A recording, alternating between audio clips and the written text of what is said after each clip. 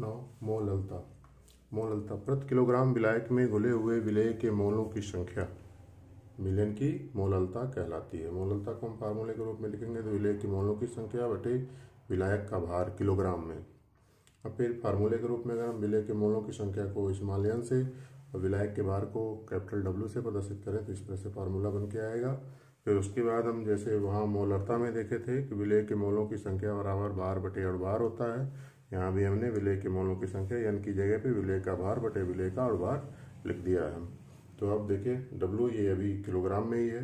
फिर इस फार्मूले को और रिजॉल्व करेंगे तो ये हो जाएगा W/m गुणे कैपिटल W, ये ग्राम में हो गया तो यहाँ पे 1000 यानी 1000 का क्या हो जाएगा गुणा हो जाएगा। यानी अब जो फार्मूला मोललता के लिए निकल के आएगा, मोललता बराबर W/m गुणे कैपिटल W गुणे 1000।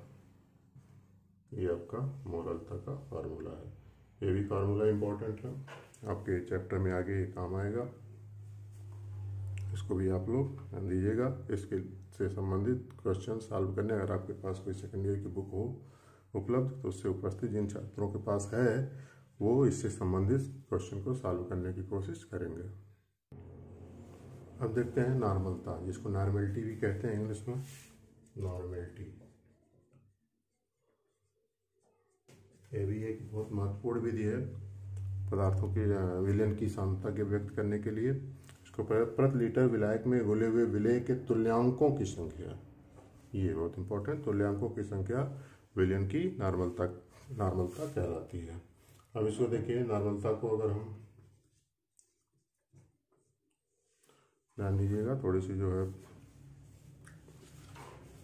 नॉर्मलता विलयन की नॉर्मलता कहलाती है। अब इसमें देखिए विलेय के तुल्यांकों की संख्या बटे विलायक या विलयन का आयतन।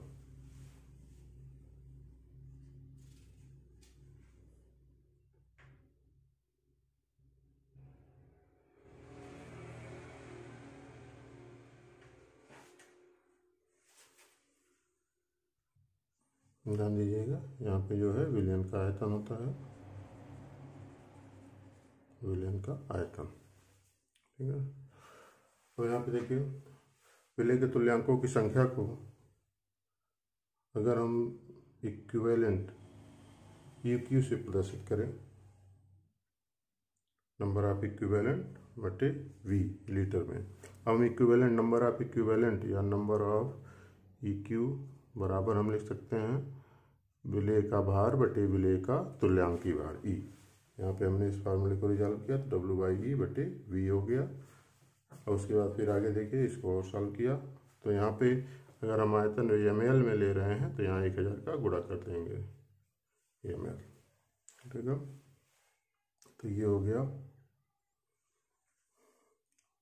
विलयन की नॉर्मलता के लिए सूत्र। अब ज्ञात नॉर्मलता का जब विलयन हमको बनाना होता है तो इसी फार्मूले को हम थोड़ा सा और रिजॉल्व कर लेते हैं। तो ज्ञात नॉर्मलता का विलयन बनाने के लिए आवश्यक पदार्थ की मात्रा W बराबर हो जाता है, इसी को लिख देते हैं। देखिए इसी को गुणा कर देंगे N गुणे E गुणे V और बटे क्या हो जाएगा 1000। ये ज्ञात नॉर्मलता विलयन का बनाने के लिए ये फार्मूला है। आपको विलयन बनाना भी है अनुमापन वगैरह करने में तो इस फार्मूले का वहाँ पे प्रयोग किया जाएगा।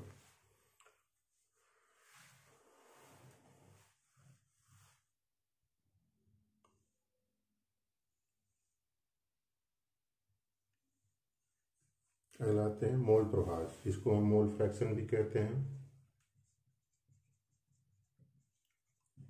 मोल फ्रैक्शन विलयन में उपस्थित किसी भी घटक का, मान लिया विलेय का मोल फ्रैक्शन, इसको x से प्रदर्शित भी करते हैं। x विलेय बराबर होता है विलेय के मोलों की संख्या, विलेय के मोल बटे विलयन के कुल मोल,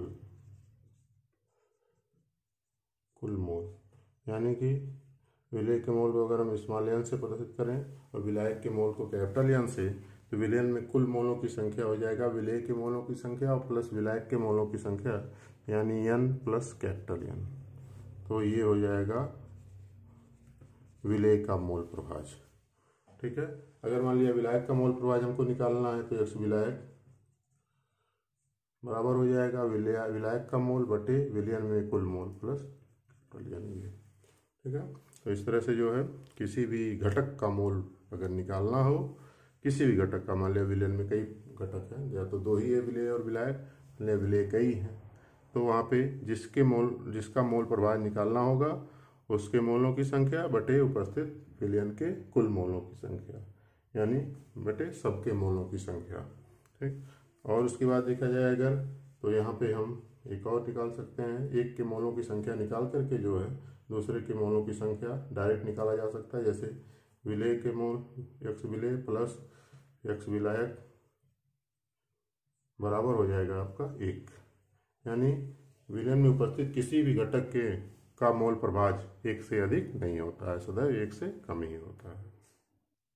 तो देखिए फार्मलता का प्रयोग जो है हम आयनिक यौगिकों के विलयनों के लिए करते हैं, किया जाता है, क्योंकि जैसे मोलरता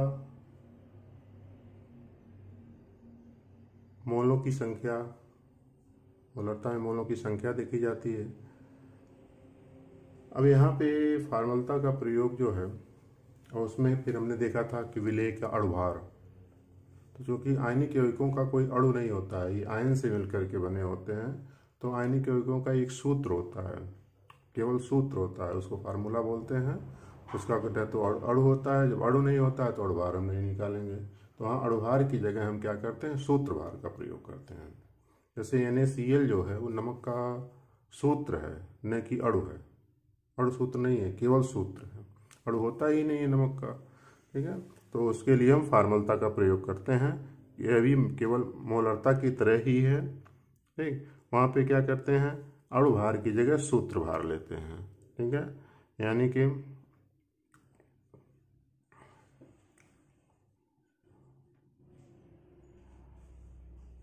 फार्मलता बराबर हो जाएगा विलेय का भार बटे विलेय का सूत्रभार गुणे विलयन का आयतन फिर गुणे 1000। ये ml में हो गया, तो इसको क्या कर सकते हैं हम, W बाई फार्मूला वेट गुणे V गुणे 1000। हालांकि इसका बहुत ज़्यादा प्रयोग नहीं किया जाता है, हम ज़्यादातर कैलकुलेशन में जो है सीधे